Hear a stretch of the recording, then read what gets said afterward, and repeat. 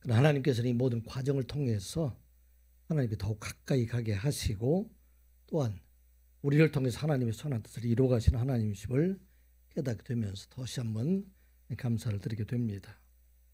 또 우리 선한 이웃교회 함께 하신 하나님 앞에 참으로 감사를 드립니다. 우리 교회는 사실 숫자적으로 많지 않고 재정적으로도 넉넉지 않지만 그러나 우리 교회를 통해서 이웃을 섬기고 또 많은 선교한 일에 힘쓰게 해주신 우리 하나님께 참으로 드리게 된다는 말씀을 드립니다. 올해도 선교사님들 꾸준하게 우리가 지원하고 또 이거 이외에도 선교 헌신 예배를 통해서 인도네시아에 가시는 이종원 선교사님 우리가 힘껏 도와드리고 또 네팔에 선교로 나가게 되시는 김홍영 목사님 힘껏 도우셔서 그곳에서 큰 일을 이루게 하신 것 참으로 감사하다는 생각을 가지게 됩니다. 우리가 가지고 있었던 추수감사 헌금도 전체 다 선교 헌금을 해서 선교사님 5분에게 열심히 선교할 수 있도록 지원하게 한 것 참 감사하다는 생각을 가지게 됩니다. 여러분들 아시는 일이지만 우리가 가림고등학교, 과제고등학교 학생들 11명에게 이 장학금을 이렇게 지원할 수 있었던 것도 참 감사하다는 생각을 가지게 됩니다.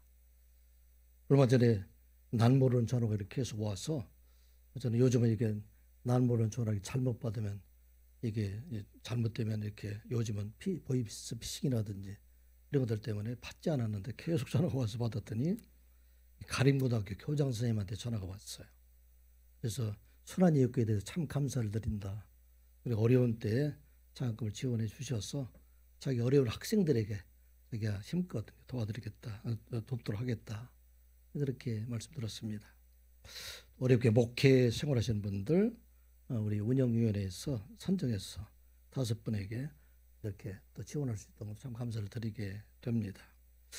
제가 말씀드린 이것은 우리가 결코 자랑하고자 한 것들이 아니라 우리 교회가 비록 적은 일들이지만 우리가 할 수 있는 대로 적은 힘을 모아서 이웃을 돕고 선교하는 일을 돕고 우리 모두를 돕는 일에 하나님 일에 힘쓰는 선한 이웃교회로 세워가신 것 정말 감사하고 이 모든 일에 여러분들이 다 참여해서 여러분들이 드리는 헌금이 하나도 밖에 나가지 않고 다 이와 같이 귀중한 일에 쓰이게 되었다 하는 것을 여러분들에게 보고드리는 그런 마음으로 여러분에게 말씀을 드립니다. 이와 같이 우리는 선한 일, 큰 일을 해 나가려고 하고 있지만 그런데 온 땅은 지금 많은 재난의 소리, 마지막 종말의 시대의 소리가 들려오고 있는 그 현실을 우리가 보게 됩니다. 예수님께서 제자들에게 종말 설교 마지막 그 설교를 감람산에 하실 때 마지막에 징조를 크게 3가지로 이렇게 말씀을 하셨는데 첫 번째는 거짓 선지자가 나타나게 될 것이다. 그리고 전쟁들이 많이 일어나게 될 것이고 또 기근과 재난으로 인해서 많은 어려움들이 온 땅에 일어나게 될 것이다. 그때가 바로 재난의 시작이고 재난 종말의 때가 가까이 오고 있다 하는 것을 예수님께서 말씀을 하셨어요. 그런데 통계적으로 보면 우리나라의 개신교가 한 1000만 명 정도 되는데 사실 많은 사람들이 이단들에 의해서 지금 150에서 한 200만 정도 15 내지 20% 정도가 이단 종파에 의해서 이렇게 미혹되어 있는 사람들이 많이 있습니다.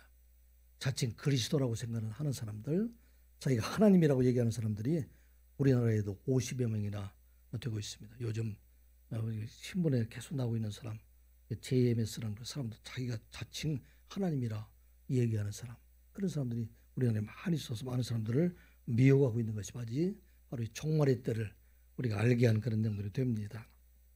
종말에 전쟁들이 많이 일어나겠다 그렇게 말씀합니다. 마지막 날에는 민족이 민족을 치고 나라가 나라를 대적해서 싸우는 이 전쟁들이 수없이 많이 일어날 것이다. 그렇게 예수님께서 말씀하셨는데 사실 인류의 역사에 전쟁이 없는 때는 없었는데 요즘은 더욱더 전쟁이 치열해지는 것을 우리가 보게 됩니다. 러시아 우크라이나의 전쟁 이외에도 지금 이스라엘과 하마스 전쟁을 위해서 이거 보면 많은 참 우리 안타까움들이 많이 있지 않습니까? 죽어가는 많은 어린 자녀들, 또 부상당하고 있는 많은 사람들, 또 소리치는 그 사람들의 아픔들. 그런데 사실은 이 사람들보다 죽은 그 사람들보다 더 많은 것이 우리가 알지 못하는 전쟁 가운데 죽어가는 사람들이 훨씬 더 많이 있습니다.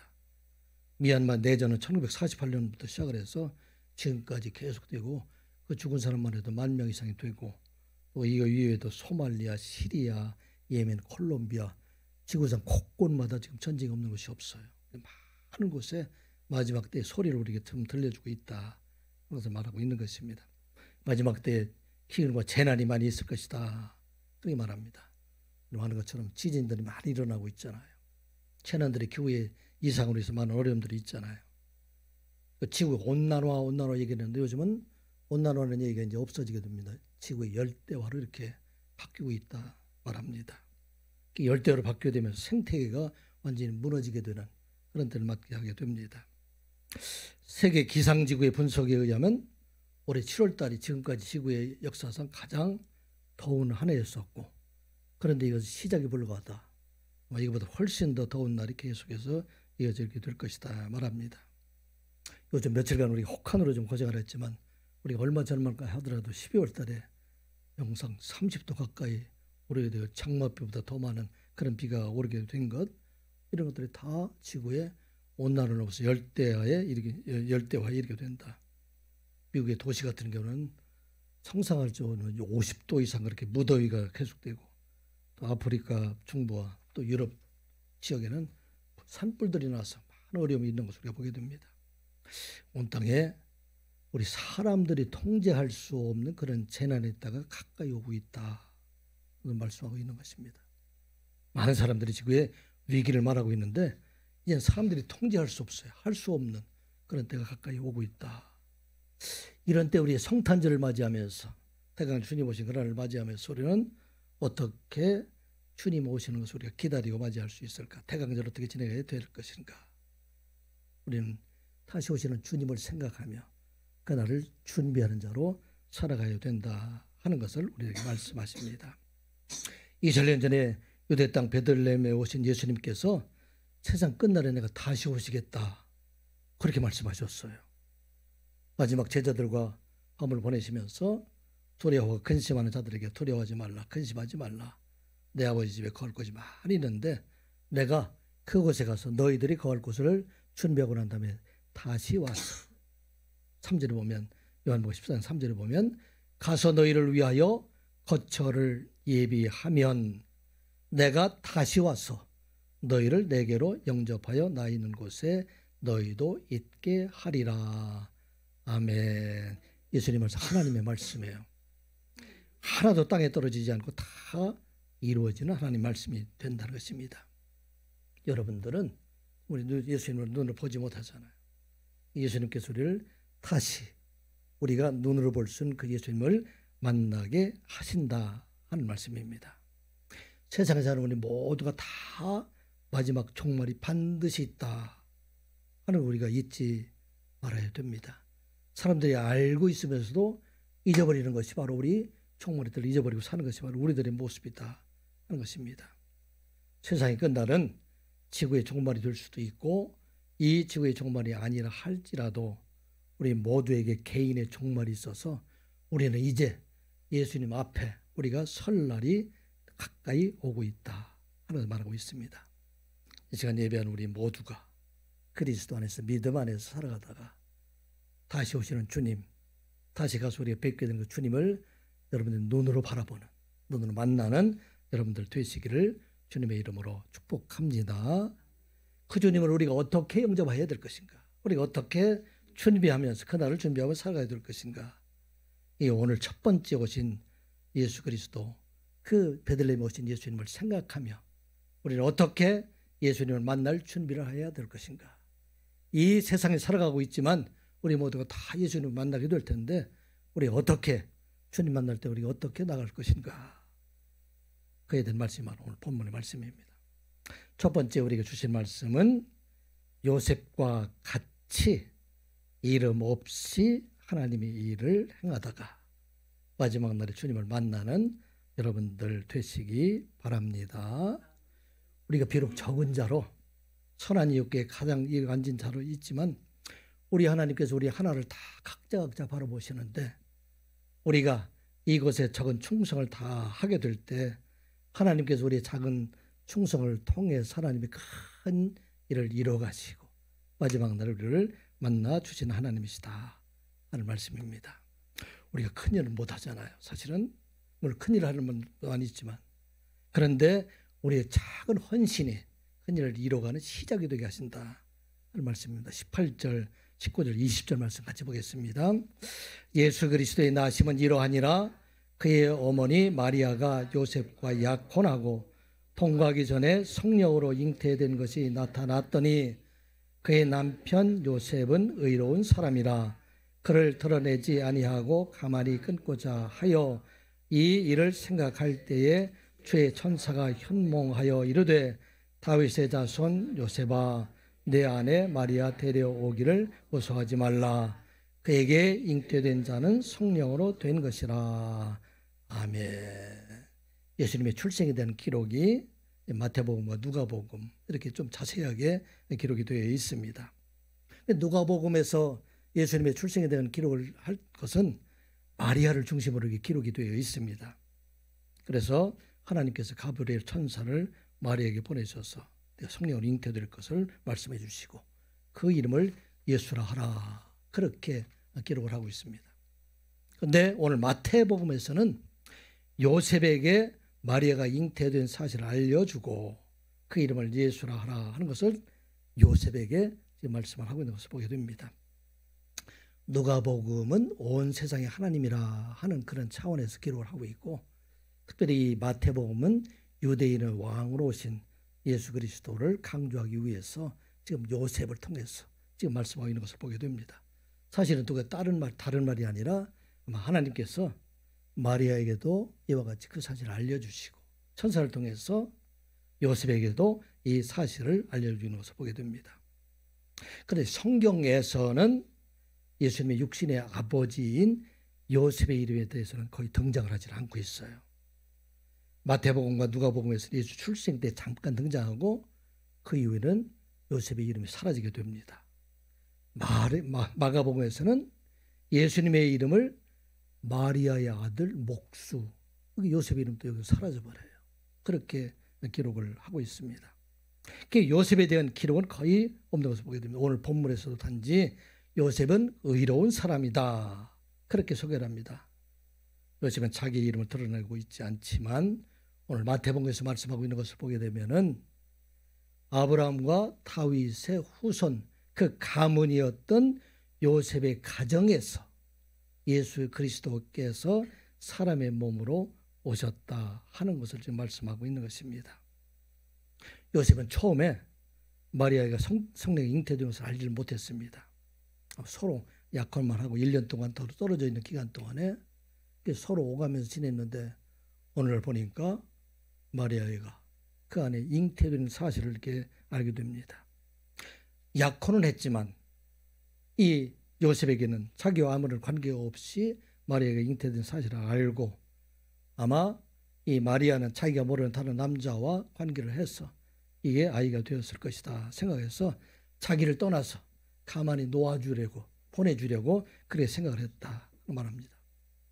요즘 우리나라 시대는 전혀 다른 시대예요. 그때는 음행한 사실이 드러나게 되면은 이 일로 인해서 사람들의 비난뿐만 아니라 사실 죽음에 이르기까지 되는 그런 때가 되기 때문에 사실 이 비난 일로 잘못한 마리아가 큰 화를 당하거나 죽을 수도 있기 때문에 요셉은 이것을 원하지 않기 때문에 가만히 보내주려 하고 있었다. 그때 주의 천사, 아마 마리아에게 나타났던 가브리엘 천사일 것으로 생각이 됩니다. 그가 요셉에게 나타나서 다윗의 자손 요셉아, 내 아내 마리아 데려오기를 무서워하지 말라. 그에게 잉태된 자는 성령으로 된 자이고 그리고 그 이름은 예수라 하라. 요셉이 잠에 깨어서 일어나서 그 마리아를 데리고 왔어요. 그대로 좀 안 되잖아요. 데리고 와서 아들 낳기 전에 동참하지 않고 출산할 때까지 예수를 아버지로 그를 지켜주었다 걸 보게 됩니다. 가톨릭에서도 마찬가지고 개신교에서도 요셉을 찬양하는 노래는 거의 들어보질 못해요. 마리아를 찬양하고 또 다른 사람을 찬양하고 또 특별히 가톨릭에서는 예수의 어머니 마리아를 하나님의 어머니처럼 그렇게 숭배하고 있지만 요셉에 대한 것을 거의 말하지 않는 것을 보게 됩니다. 그런데 하나님께서는 어떤 일을 이루셨는가? 아브라함과 다윗의 자손으로 요셉이 있고 그 요셉의 가문에 예수 그리스도께서 오심으로 말미암아 아브라함과 다윗에게 약속했던 그 언약, 이 언약의 축복의 통로가 바로 요셉의 가문을 통해서 예수 그리스도를 통해서 온 세상의 모든 사람들을 구원하는 일을 이루어가게 하셨다. 그 말씀입니다. 예수님의 출생의 현장에서도 다른 사람들 다 등장해요. 천사, 오늘도 보게 찬양을 보면 다 천사의 찬양들이 나오게 되고 목자들의 찬양이 나오게 되고 다 나오는데 요셉의 얘기는 없어요. 요셉은 그저 뒤에 서서 예수님 어린 아기를 바라보는 그런 모습을 보게 됩니다. 하나님의 나라에서는 누구를 기뻐하실까? 이 말씀을 준비하면서 우리 하나님의 나라에서는 요셉과 같은 사람을 가장 기뻐하시리라, 그런 생각을 보게 됩니다. 아무도 주목받지 못했지만, 아무도 그에게 가까이 가지 않았지만, 그런데 하나님의 놀라운 통로가, 축복의 통로가 누구를 통해서? 요셉의 가문을 통해서 온 세상에 이루어지게 하셨다 하는 말씀입니다. 오늘 우리에게 주신 말씀입니다. 사람들이 주목하지 않지만, 그런데 우리의 작은 헌신을 통해서 우리 하나님께 큰 일을 이루어가시는 그런 시작이 되게 하셨다 하는 것을 말씀하고 있습니다. 예수님의 제자 중에서 안드레가 그와 같은 사람이에요. 처음에 예수님을 먼저 만났던 사람은 사도 요한과 안드레가 먼저 만났어요. 그 안드레가 예수님을 만나고 나서 그 다음에 누구를 소개했느냐? 베드로를 예수님에게 소개한 사람이 바로 안드레입니다. 이 베드로는 어떤 일을 했어요? 이 베드로는 놀라운 하나님의 큰 일을 이루어 가게 하셨죠.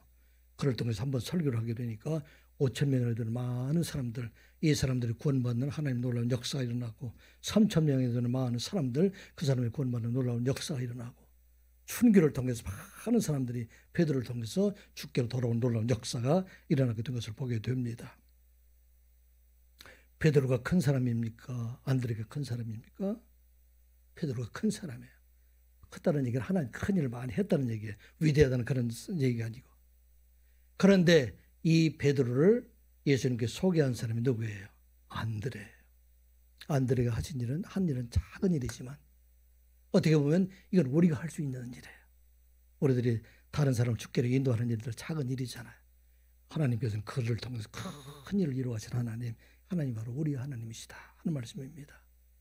오늘 요셉과 같이 하나님께 쓰임받는 자가 될 때 우리가 작은 교회에서 작은 일들을 해나가고 내가 가정에서 작은 일을 하지만 이 일들을 통해서 하나님의 큰 일을 이루어가시는 하나님이시다 하는 것을 우리가 말씀하고 있어요. 안드레는 또 그런 일을 했어요. 어떤 일을 했습니까? 예수님을 오병이어의 기적을 행하실 때에 그 보리떡 5개와 물고기 2마리를 가진 어린아이를 예수님께로 데려온 사람, 이 사람이 바로 안드레입니다. 베스다 광야에서 예수님께서 말씀을 전할 때 많은 사람들, 지금으로 생각하면 한 2만 명이나 되는 많은 사람들입니다. 이 사람들이 말씀을 듣다가 그들이 이제는 저녁 때가 되니까 다 이제 배가 고프기 시작하게 됐어요. 그때 제자들이 와서 예수님 이제 저녁이 됐으니까 이 사람들 다 자기 집으로 돌려보내거나 또 마을로 들어가서 그곳에 먹을 것을 구해서 그들이 먹게 합시다. 그랬더니 예수님 뭐라고 말씀하시냐면 제자들에게 말씀하시기를 너희들이 먹을 것을 주어라. 예수님께 이 말을 하게 되니까 깜짝 놀랐어요. 빌립이 깜짝 놀랐어요. 빌립이 뭐라고 합니까? 이 많은 사람들, 이 사람들을 다 먹이기 위해서는 200데나리온의 떡이 부족할 것입니다. 200데나리온이라고 하면 오늘날로 계산하면 2천만 원이 돼요.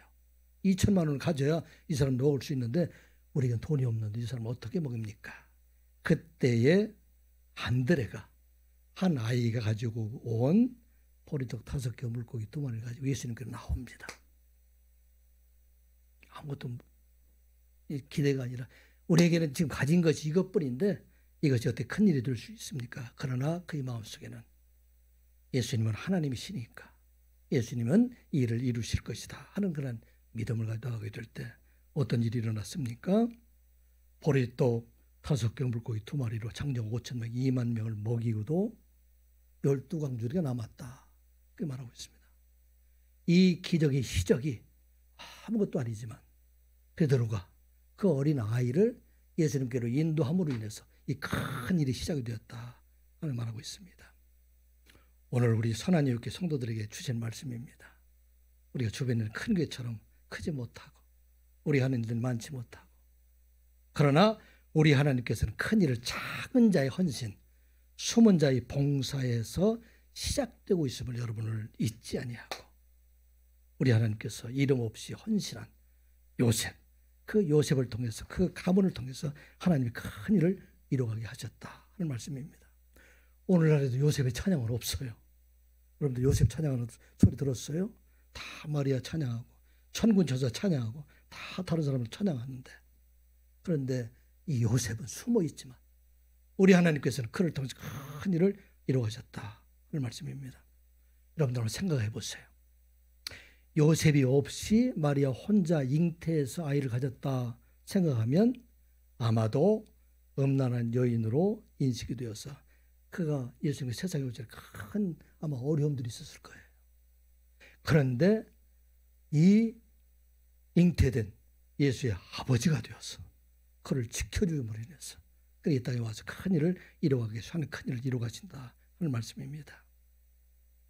우리 선한이웃교회 적은 일을 할 수밖에 없는 그런 교회예요. 큰 일을 할 수 없어요. 그런데 우리 하나님께서는 이 일을 통해서 큰 일을 계획하시고 인도해 나가시는 하나님이시다 하는 말씀입니다.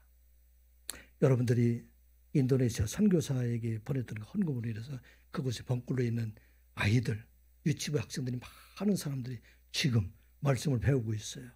기숙사에서 많은 청소년들이 말씀을 배우고 있습니다. 하나님께서는 그 사역을 통해서, 그 어린 자녀를 통해서 우리가 할 수는 없는 인도네시아의 큰 일들을 이루어가시는 하나님이 되시고, 또 여러분들이 네팔 선교를 위해서 열심히 작은 정성을 모아서 드렸는데, 이번에 네팔 선교를 통해서 많은 사람들, 저 어린 자녀들이 말씀에 들어오는 소리가 보게 됩니다. 우리가 학교에 있는 가주고등학교, 하림고등학교, 적지만, 그런데 이 모든 것을 통해서 하나님의 큰 일을 이루어가시는 하나님이시다. 여러분들이 하고 있는 적은 헌금과 여러분들은 적은 헌신들 하나도 땅에 떨어지지 않아요. 이 일을 통해서 우리 하나님 놀라운 큰 일을 이루어가시는 하나님이시다. 우리가 마지막 예수님을 만났을 때 우리는 다 잊어버리고 세상 사람들은 다 기억하지 못하지만 예수님께서는 그것을 기억하시고 여러분들이 말씀하실 것입니다. 착하고 충성된 종아, 내가 적은 일에 충성했으면 내가 많은 것을 너에게 맡기리니 내가 주인의 즐거움에 참여하리라.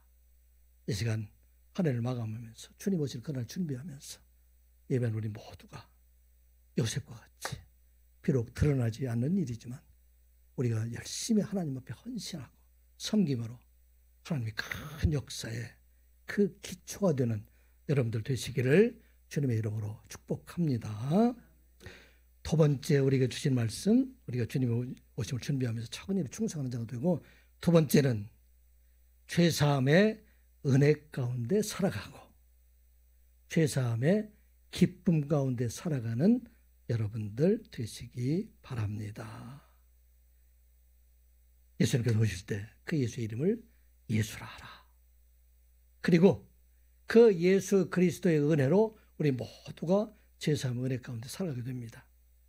그런데 이 죄사함의 은혜가 기쁨으로 변하는 것, 이것은 내가 다른 사람 죄를 용서할 때 기쁨으로 변할 수 있다 하는 것을 잊지 말아야 됩니다.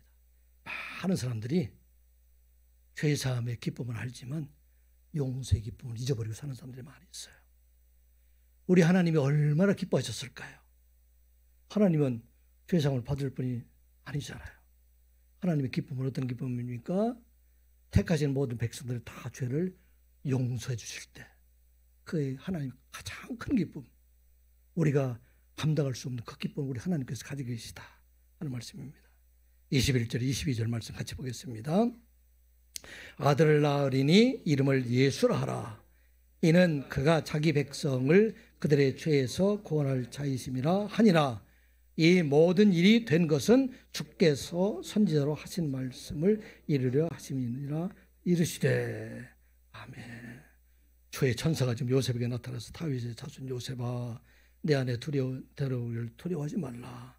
그에게 잉태된 성령으로 된 것이다. 그리고 이어서 말씀하신대 그 이름을 예수라 하라. 얼마나 놀라운 선언이에요. 이 땅의 모든 사람들이 다 죄로 인해서 죽을 수밖에 없는데 이 죄에서 구원을 자로 세상에 오신 분, 그게 바로 내 안에 마리아가 잉태된 그 사람이다 말하고 있습니다. 창세기 3장 15절에 보면 하나님께서 뱀을 책망하면서 이제 밤에 머리를 깨뜨릴 분을 세상에 보내실 것을 말씀하셨어요. 창세기 3장 15절에 내가 너로 여자와 원수가 되게 하고 내 후손도 여자의 후손과 원수가 되게 하리니 여자의 후손은 내 머리를 상하게 할 것이요 너는 그의 발꿈치를 상하게 할 것이니라 하시고, 이제 여자의 후손으로 세상에 오셔서 그분을 통해서 죄의 권세를 깨뜨리시고 이제 그 모든 사람들, 죄의 권세 아래 있는 사람들, 이 사람들을 다 구원해 주시겠다. 그분이 바로 내 안에 마리아가 잉태된 자이다. 히브리서 9장 28절에 이렇게 기록되어 있어. 이와 같이 그리스도께서도 많은 사람을 죄를 짊어지시려고 한 번 자기의 몸을 제물로 바치셨고 두 번째로 죄와 상관없이 자기를 기다리고 있는 사람들에게 나타나셔서 구원하실 것입니다.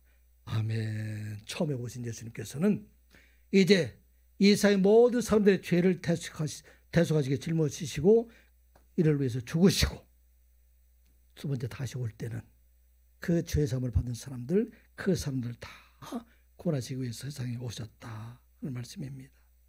오늘 대강제로 우리에게 주신 말씀, 그 이름을 예수라 하라. 자기 백성을 저기 죄에서 구원하실 것입니다. 조금 전에 말씀드린 것처럼 우리가 죄사함 받았을 때 누가 가장 기뻐하겠습니까? 하나님이에요. 죄에서 그를 구원해 주셨기 때문에 가장 하나님이시다. 얼마나 기뻐하시면 하나님이시다. 우리 하나님이 결코 택하신 백성들을 죽음에 이르게 되기를 원하시지 않는 분이시고 모든 사람들을 다 구원해 주시기 위해서 우리 하나님께서 그들을 위해서 예수님을 보내셨다 하는 말씀입니다. 그리고 오늘 우리에게 주신 말씀이죠. 에베소 1장 7절 우리는 하나님이 사랑하시는 아들 안에서 하나님의 풍성한 은혜를 따라 그분의 피로 구속 곧 죄의 용서함을 받게 되었습니다. 아멘. 이 시간 예배한 우리 모두가 예수 그리스도의 대속의 은혜로 그 이름을 예수라 하나 그 이름으로 구원받은 자 되었음을 믿는 여러분들 되시기를 주님의 이름으로 축복합니다. 어떻게 이 죄사함의 은혜를 기쁨을 누릴 수 있을까? 이 하나님의 기쁨에 참여할 수 있을까? 누가서 이 죄에서 참 자유함을 얻을 수 있을까? 이것은 죄사함만으로는 불가능한 것입니다. 죄사함을 받은 자가 다른 사람들의 죄를 용서할 때, 그들을 사랑할 때, 그때 하나님의 은혜가, 기쁨이 그에게 임하게 된다 하는 것을 잊지 말아야 됩니다. 많은 사람들이 죄는 용서함 받았다고 하지만 여전히 죄 가운데 그 죄의 태도로 안에 살아가는 건 왜 그럴까요? 그 마음에 용서가 없기 때문에, 사랑이 없기 때문에 여전히 죄의 몽이 안에 살아가고 있는 많은 사람들이 있는 것을 보게 됩니다. 이 비유를 잘 말씀하신 것이 바로 예수님께서 탕감받은 1만 달란트에 탕감받은 그런 종에 대한 비유를 통해서 말씀을 하고 있어요. 어떤 임금이 종과 결산을 하게 되는데 그때 1만 달란트 빚진 사람이 나타났어요. 그 종이 생각하기를 임금님, 나에게는 지금 갚을 능력이 없습니다. 말미를 주시면 내가 이 빚을 반드시 갚겠습니다. 그런데 이 빚을 갚을 수 없는 빚이에요. 1만 달란트라면 오늘날 우리의 돈으로 얘기하면 6조 원이 돼요. 여러분들 6조 원 갚을 수가 있어요? 못 갚죠. 그래서 그 임금이 탕감을 해주게 됩니다. 이제 내가 그 모든 빚을 다 탕감해 주겠다. 이 탕감 얻은 종이 기뻤을까요? 아니면 기쁘지 않았을까요? 기뻤죠. 기뻐서 막 나갔어요. 그런데 이 기쁨이 잠시 후에 노여움으로 변합니다. 100데나리온 빚진 자기 동료를 발견하고 그의 멱살을 잡고 내가 내게 빚겨주었던 100데나리온을 갚으라 사정을 합니다. 내가 없으니까 잠시만 좀 참아달라. 그러면 내가 갚겠다. 그런데 끝까지 그걸 용서하지 않고 그를 감옥에 가두게 됩니다. 그리고 이 일이 알려지게 되자 임금이 다시 그를 붙잡아서 감옥에 넣게 되는 것을 보게 됩니다. 하나님께 주는 참 기쁨은 지금 이 사람 1만 달란트의 그 탕감을 받았음에도 불구하고 100데나리온의 그 빚진 자를 용서하지 못했기 때문에 그 마음속에 여전히 죄의 두려움 속에, 죄의 슬픔 속에 살아가고 있는 것이 바로 오늘 많은 성도들의 모습입니다. 왜 성도들에게 기쁨이 없어요? 우리는 1만 달란트를 사함을 받았는데 왜 기쁨이 없을까요? 여러분들의 마음속에 용서가 없어서 그래요. 100데나리온 때문에, 미움이 여러분 속에 있기 때문에, 그래서 참 기쁨이 우리 안에 있다 하는 것을 말씀하고 있는 것입니다. 오늘 우리에게 주신 말씀, 그 이름을 예수라 하라. 이 얼마나 놀라운 은혜인지 모릅니다. 죄사함의 기쁨이라는 것은 나의 죄를 사해 주신 하나님께 감사하는 그 기쁨이고, 그러나 이보다 더 큰 기쁨은 내가 모든 사람의 죄를 용서할 때 더 큰 기쁨이 우리에게 있다 하는 것을 우리가 말씀하고 있는 것입니다. 죄사함의 은혜는 죄를 사해 주시는 사람들, 죄를 용서하는 사람들에게만 우리가 받을 수 있다 하는 것입니다. 예수님께서 용서해 주신 그 죄는 과거의 죄, 현재의 죄, 미래의 죄도 다 용서해 주셨어요. 어떠한 경우라도 그에게 있는 모든 죄를 용서해 주셨다는 말씀입니다. 오늘 우리의 용서는 과거의 것도 용서하고 현재의 것도 용서하고 미래의 것도 용서하는 자가 되어야 한다는 것을 말씀하고 있어요. 많은 사람들이 과거의 것 용서하고 그러다가 현재 또 그 마음에 갈등이 생기게 되면 또 미워하기 시작하게 되는 것이 바로 오늘 사람들의 모습이잖아요. 참 기쁨은 이제 우리가 과거의 것도 용서할 뿐만 아니라 현재의 것도 용서하고 미래의 것도 용서하는 자가 되라 하는 말씀입니다. 이러한 참 기쁨이 가지고 살아가게 될 때 우리는 예수님 앞에 기쁨을 나아갈 수 있다 하는 말씀하고 있는 것입니다.